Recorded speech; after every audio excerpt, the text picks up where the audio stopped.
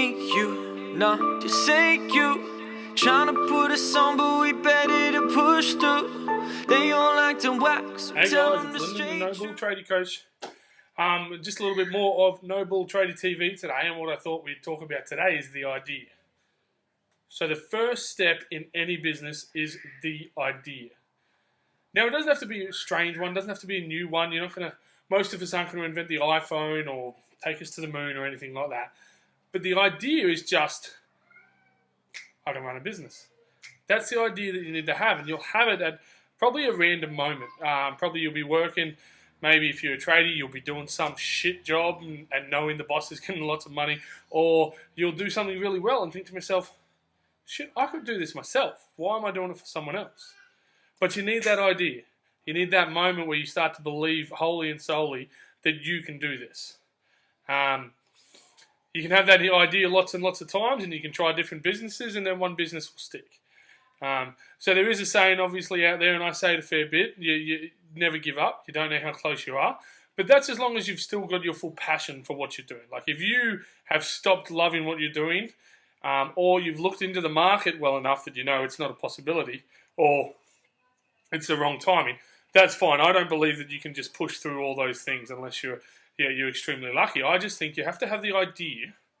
You have to have the know-how to do what you want to do, and then you have to push for it, and you have to push really hard for it. So the idea comes at any time. So what you do, as soon as you get the idea, you go, oh shit, I can run a business. What my belief is you should write everything down. So just get a notepad, just write everything down. My brother and I did it at the coffee club one time. We just wrote and wrote and wrote about what we wanted to do, how we wanted to go, how we wanted to run our business, how we should market, everything like that.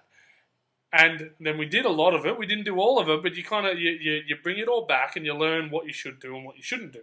That's all marketing. That's all that brain fart is. So I call it a brain fart. So you just need to put everything down on paper, have it there ready for you to come back and look at over and over again. That's what you need to do. That's what happens when you get the idea. So just remember that as soon as you have that idea, that's when you start to write everything down, write your goals, write your dreams, write everything like that. The other thing you need to do with the idea is look into the legalities of it all. Look into what you actually need to do to make this a reality. So the idea is fantastic, but lots of people have ideas. You have nearly 1,000 ideas a day, I've read in some books. That figure's actually made up. I have no idea, but I'm sure you get lots of ideas, and I've heard numbers before. But basically, so when you get the idea, you write down everything, you brain fart out of it, and then you make sure that you can actually do the idea. So you have the skills, or even if you don't have the skills, you can acquire the skills before you start charging.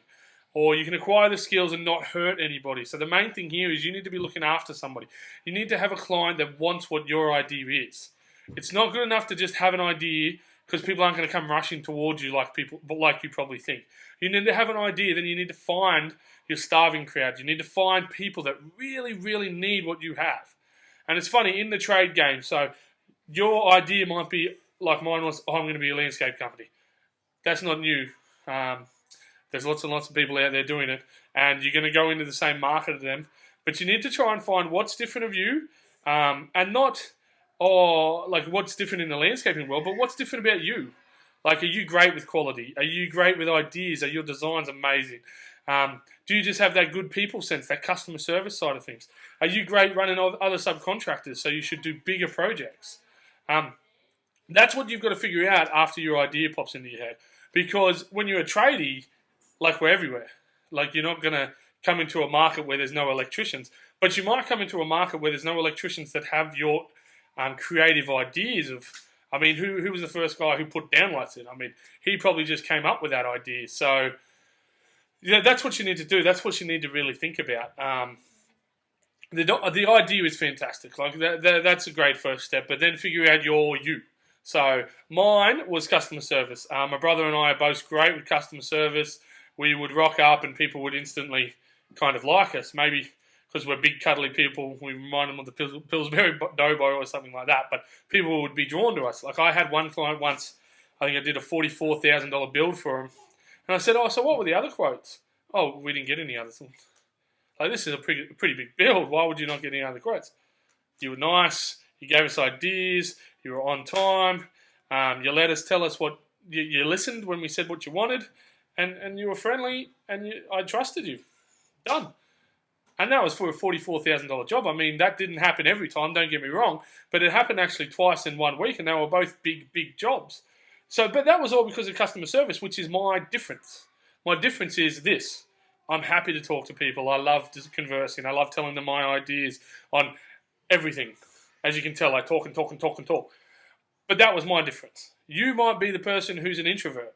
Just rock up to site. Yep, okay, yep. So then what's your difference? You should find out if your quality is so fantastic. Your price could be your difference. You could know how to do things quicker and better.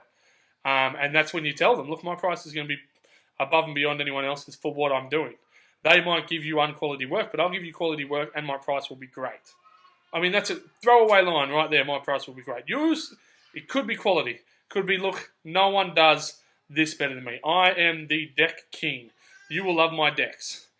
Make sure you say that properly. But you will love my decks. I make them great. They're sturdy. You'll never have me coming back. I mean, there's a 2-year, a 7-year guarantee, whatever you're going to give your clients. But it has to have a differential to it. It has to be different to the 17 other landscapers, deck blokes, electrician, plumbers, inspectors, whatever the hell it is. That's the same with coffee shops. I mean, coffee shops pop up everywhere. There's probably one just popped up now, but what's different about it? Is it just another coffee shop? Or has it got different beans? Has it got greater customer service? Has it got a loyalty program? Which can be another one for you guys. Like a loyalty program goes great guns. If you're an electrician who does installs and then maintenance. I mean, think about the loyalty there. You'll get 20% off if I do your maintenance. They're just things that I think you have to have after your idea. So that's pretty much No Bull Tradie TV today. It's all about the idea today. You've got to make sure you nut your idea down, throw it out there, write everything you can think of down, start setting your goals in what you want to do, and then create your differentiating factor. Just say you trying to put us on, but we better